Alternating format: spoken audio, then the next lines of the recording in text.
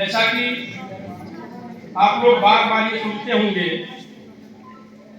निपुण लक्ष्य निपुण लक्ष्य निपुण लक्ष्य, ये सुनने में आ गया होगा, सबके कान तक यह बात पहुंच गई। लक्ष्य से आप लोग परिचित हैं। लक्ष्य का नाम जीवन में कई बार आया है। इस लक्ष्य को प्राप्त करना, उस लक्ष्य को प्राप्त करना है। तो यह भी हमारे सामने एक लक्ष्य है। इसकी संकल्पना क्यों आई, थोड़ी सी चर्चा उस पर हो जाए। एक सर्वे हुआ था, राष्ट्रीय सर्वे था। उसमें हमारे प्रदेश के बच्चों का जो एकेडमिक लेवल था उनके अनुरूप नहीं आया। सरकार ने निर्णय लिया कि हम लोगों को बुनियादी स्तर से ही इस पे काम करने की जरूरत है। कक्षा 1 से लेकर के 5 तक। लेकिन उसमें एक समस्या आ रही थी। मैक्सिमम विद्यालयों में देखा जाता है बच्चे आते हैं कक्षा 1 में एडमिशन कराने सीधे। बहुत व्यापक समस्या रही है, पहले भी, आज भी अभी है। कक्षा 1 में बच्चा सीधे एडमिशन कराने आता है तो हम लोग उसको क बनाना सिखाते हैं, गोली बनाना सिखाते हैं, लाइन सिखाते हैं। तो कक्षा 1 का समय बीत जाता उसका, क से अज्ञा तक सीखने में। इस क्रम में नई शिक्षा नीति 2020 जो लागू हुई, इसमें यह विचार रखा गया कि आंगनबाड़ी को हम अलग मानते थे, अब नहीं मानेंगे। अभी भी देखने को मिलता है कि लोग अलग अलग बैठते भी हैं। आंगनबाड़ी है तो वहां एक कमरे में अपने बच्चों को लेकर के, और प्राइमरी के लोग अलग लेकर के। तो एक समन्वय की बात की गई कि जब तक हमारी आंगनबाड़ी की बहनें, आंगनबाड़ी के बच्चे मजबूत नहीं होंगे, उनके स्थिति में, उनकी अधिगम क्षमता में सुधार नहीं होगा, तब तक ये प्राइमरी वाला सुधार हम नहीं कर पाएंगे।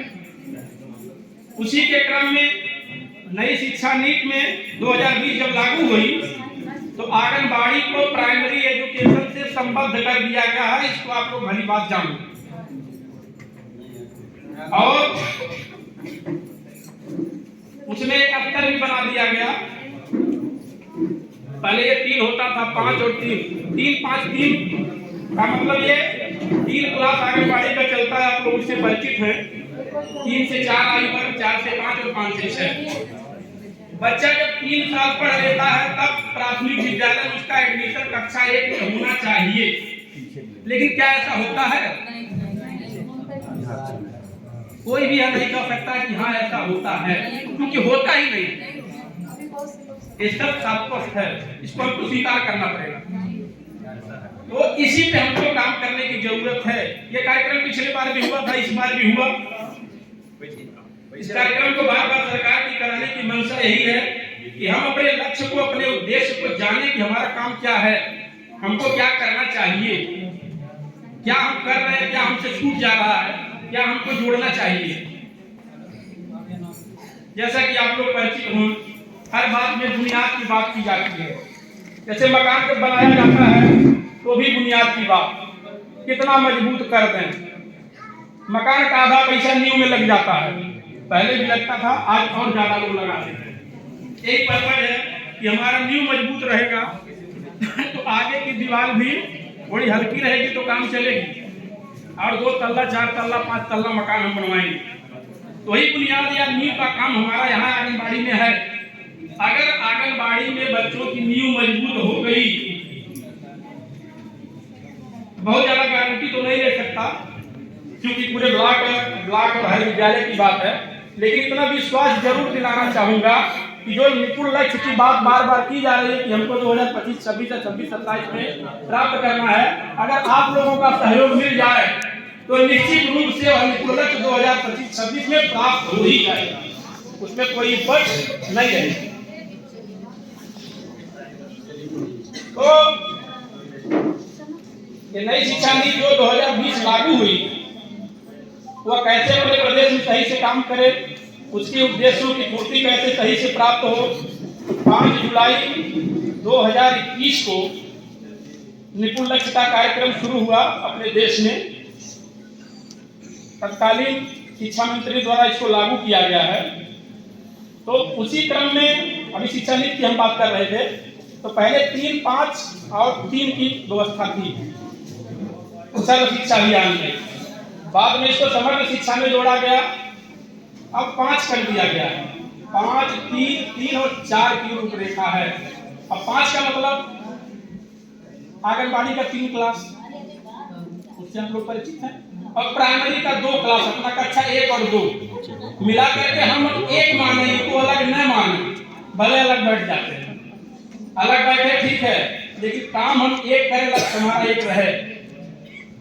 अगर हमको सहयोग की जरूरत है तो पहले शिक्षक साथियों से भी सहयोग लें।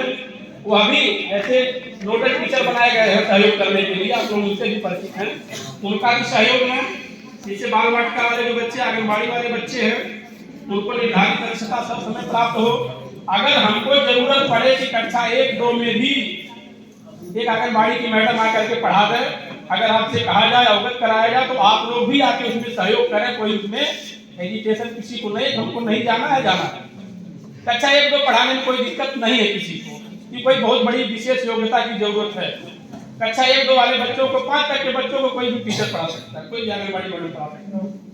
तो उसमें भी सहयोग करें आप लोग, और हम लोग, ये टीचर लोग, हमारे भाई लोग, हम लोग इसमें सहयोग करें, जिसके सबके समन्वय से वो जो निर्धारित दक्षता है वो हमको प्राप्त हो जाए।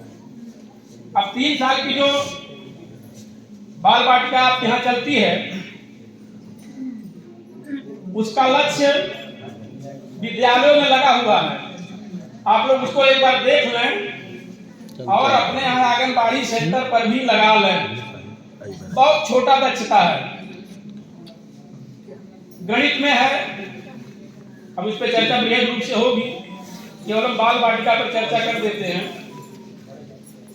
गणित में 1 से 10 तक की संख्याओं का ज्ञान बच्चों को आज हो जाए, लिखना पढ़ना जान जाए, उसकी गिनती कर ले, सामानों को व्यवस्थित कर ले, क्रम लगा ले।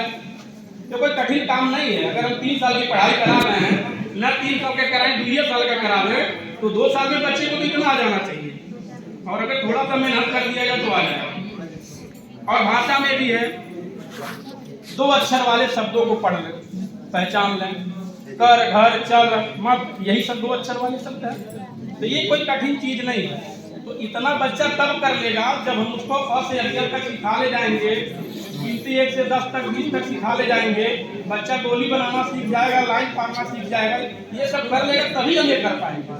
और इतना करके जब बच्चा कक्षा 1 में एडमिशन करेगा, तो निश्चित रूप से प्राइमरी के लोग कक्षा 1 वाला सिलेबस उसको पढ़ाना शुरू कर देंगे। और यही समस्या बार बार आ जाती है, जब बच्चा नहीं पढ़ पाता है तो लोग उसी में लग जाते हैं, 1 साल का टाइम भी हो जाता है। तो ये 5, 3 और 4 की व्यवस्था बनाई गई। 3 क्लास आपका 2 प्राइमरी मिला के 5 कर दिया गया, इनको 1 मान दिया।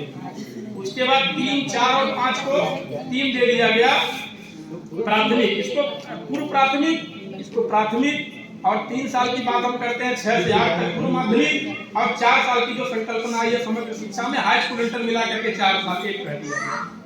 तो ये समग्र शिक्षा की संकल्पना है। तो इसी को प्राप्त करने के लिए, इसके क्रियान्वयन के लिए निपुण प्रदेश की अवधारणा की गई है कि 2025-26 तक जो भारत वर्ष की कार्य योजना है, उसमें 26-27 तक, लेकिन अपने यहाँ महानिदेशक जी इसको 1 साल कम कर दिए हैं। इस नाते कम कर दिए हैं कि उनको अपने शिक्षक साथियों पर, आंगनबाड़ी साथियों पे सबसे विश्वास है कि हमारे यहाँ के लोग काफी ऊर्जावान हैं, काफी कर्मठी हैं, ये निश्चित रूप से 1 साल पहले उसको प्राप्त कर ले जाएंगे। तो यहाँ का लक्ष्य प्राप्त करने का समय सीमा 2025-26 किया गया है। तो कोई कठिन नहीं है, आप लोगों का साथ रहे, सबका साथ रहे, सब लोग एक साथ मिल करके समन्वय स्थापित करके काम करें। और विभिन्न प्रकार की गतिविधियों का समावेश, जैसे कई गतिविधियां भी सामने हुई हैं। छोटे बच्चे जो होते हैं बड़े क्रिएटिव माइंड के होते हैं, उनको ज्यादा किताब का ज्ञान देंगे और किताब लेके बैठेंगे तो नहीं पढ़ पाएंगे। उनको भांति का मटेरियल उनके साथ यूज करना पड़ता है। जैसे तमाम प्रकार की गतिविधियां आपके सामने हुई हैं, फिर अपने पास आप लोगों के पास भी तमाम गतिविधियां हैं।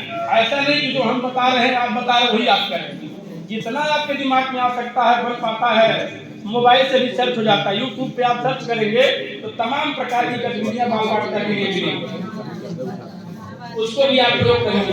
उनको मोबाइल से आप दिखा भी सकते हैं। डिजिटल शिक्षा की बात की जा रही है।